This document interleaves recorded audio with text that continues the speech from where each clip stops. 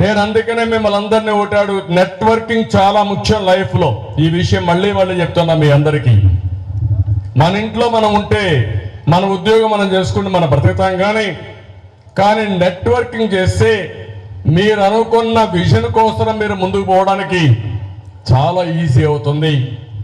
రెండోది, దాని ద్వారా మీరు చాలా వరకు అనుకున్న లక్ష్యాన్ని మీరు నెరవేరుస్తారు. నేను ఒకప్పుడు మా ఆడబిడ్డలందరూ ఉన్నారు, గర్ల్స్ ఎంత ఉన్నారు, ఆంటర్ప్రెన్యూర్స్ ఉన్నారు. ఒకప్పుడు మీరు ఒకసారి ఆలోచిస్తే ఒక చిన్న ఆలోచన ఎంత ప్రభావితం చేస్తుందంటే, అప్పట్లో చాలా మంది తల్లిదండ్రులు ఆడపిల్లల పట్ల శ్రద్ధ చూపించేవాళ్ళు కాదు. ఎప్పుడైనా పెళ్లి చేసి పంపించేయాలి కాబట్టి ఆటోమేటిక్గా మగపిల్లల్ని బాగా చదివించి ఆడపిల్లల వయసు వస్తానే పెళ్లి చేసి పంపించేసేవాళ్ళు, చదివించకుండా. వరకట్నం ఎన్ని ఉండేటివి. నేను అప్పుడు ఆలోచించాను, ఒకే ఆలోచన, 33% ఉద్యోగాల్లో కాలేజ్ సీట్లలో రిజర్వేషన్లు పెట్టి ఆడపిల్లలకు చదువెందుకు ముఖ్యమో పదే మీటింగుల్లో మాట్లాడాను. అప్పుడు నన్ను చాలా మంది అడిగారు, 33% ఇస్తున్నారు, మెరిట్లో ఇంకా 20-30% ఇస్తారు, 60% ఆడబిడ్డలే వస్తే మగవాళ్ళు తగ్గిపోతారంటే పర్వాలేదు, బ్యాక్లాగ్ ఉంది. ఆడపిల్లలు ఎంత బాగా చదువుకుంటే సమాజానికి అంత మంచిదని ఆ రోజు నిర్ణయం చేస్తే ఈరోజు వరకట్నం పోయింది, రివర్స్ వరకట్నం ఇచ్చే పరిస్థితిలో ఉన్నారు. ఆడపిల్లలు నచ్చి మగపిల్లలే డబ్బులు ఇచ్చే పరిస్థితికి వచ్చారు. ఎన్నేళ్ళలో జరిగింది ఇవన్నీ? 25 సంవత్సరాలు. ఈరోజు మగపిల్లల కంటే ఆడపిల్లలే ఎక్కువ డబ్బులు సంపాదిస్తున్నారు. భార్యాభర్త కంపేర్ చేస్తే భర్త కంటే భార్య ఎక్కువ డబ్బులు సంపాదిస్తా ఉంది. ఆ రోజులు వచ్చేసాయి. నేను ఇంకొక విషయం కూడా ఇక్కడ మీతో ఒక మాట్లాడుతున్నాను.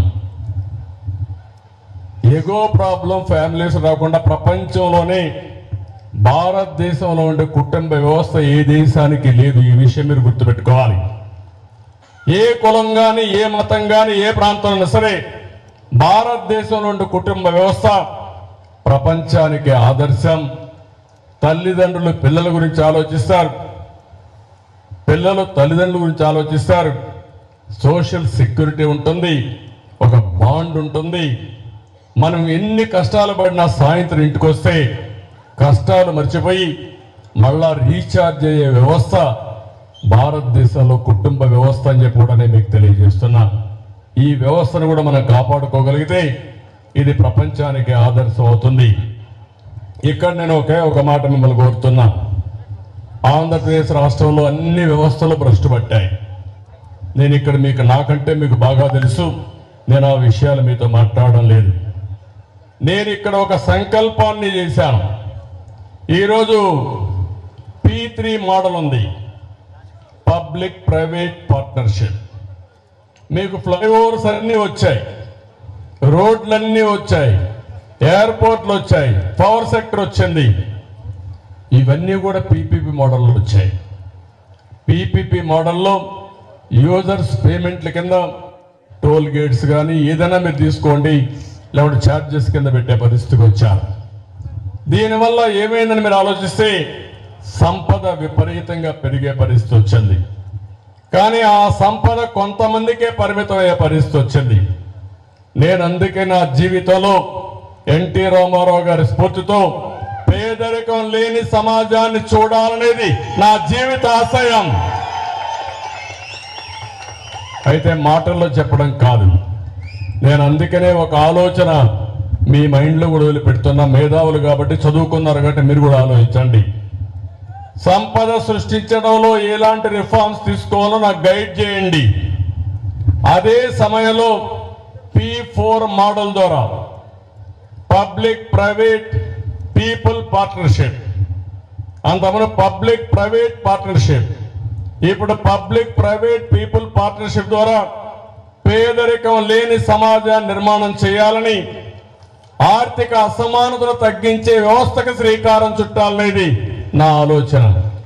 1,00,000 కోట్లు ఉండేవాడికి ఇంకొక 10,000 కోట్లు వస్తే 1,10,000 కోట్లు అవుతుంది. 1 కోటి రూపాయలు ఉండేవాడికి ఇంకొక 1 కోటి రూపాయలు సంపాదించే శక్తిని ఇవ్వగలిగితే అతని జీవితం కానీ, ఆ కుటుంబం కానీ ఎంత ఆనందంగా ఉంటుందో ఎంత తృప్తి ఉంటుందో మనం గుర్తుపెట్టుకోవాల్సిన అవసరం ఉంది. ఆ వ్యవస్థకు నేను శ్రీకారం చుట్టాలనుకుంటున్నాను. దానికి మీ అందరి సహకారం అవసరం అని చెప్పి కూడా నేను మీకు తెలియజేస్తున్నా. మీరొక్కరే పైకి వస్తే కాదు, మీతో సమానంగా ఇంకొక కుటుంబాన్ని మీరు పైకి తేగలిగితే, శక్తి ఉండేవాడు ఒక 10 కుటుంబాలని, ఇంకా శక్తి ఉంటే 100 కుటుంబాలని మనం పైకి తేగలిగితే మన జన్మ సార్థకం అవుతుంది. ఇక్కడ ఇంకొక విషయం కూడా చెప్తున్నా, ప్రజల్ని ఆస్తిగా మనం చూడాలి. ఇప్పుడంతా కూడా క్యాపిటల్ కావాలి, లేదంటే భూములు కావాలి, వారసత్వంగా వచ్చేటి కావాలనుకుంటున్నాం. కానీ నేను ఆలోచించేది ప్రజల్ని, జనాభాని ఒక ఆస్తిగా భావించి ప్రణాళికలు మనం తయారు చేసి పేదరికం వల్ల కష్టం కాదని చెప్పి కూడా నేను మీకు తెలియజేస్తున్నా.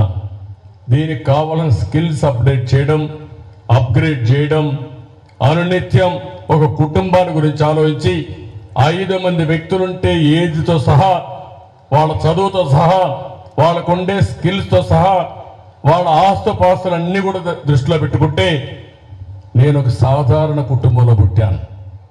ఒకప్పుడు మా ఊర్లో కూడా చూస్తే కరెంటు కూడా లేదు, మా ఊరికి రోడ్డు కూడా లేదు. ఆ రోజు ఏ వ్యవసాయ పనులు, ఏ పనైనా ఎడ్లే సర్వస్వం మనందరికీ. మీరు కొంత బెటర్, నా తర్వాత వచ్చిన జనరేషన్ కాబట్టి మీరు అవన్నీ చూడలేదు. కానీ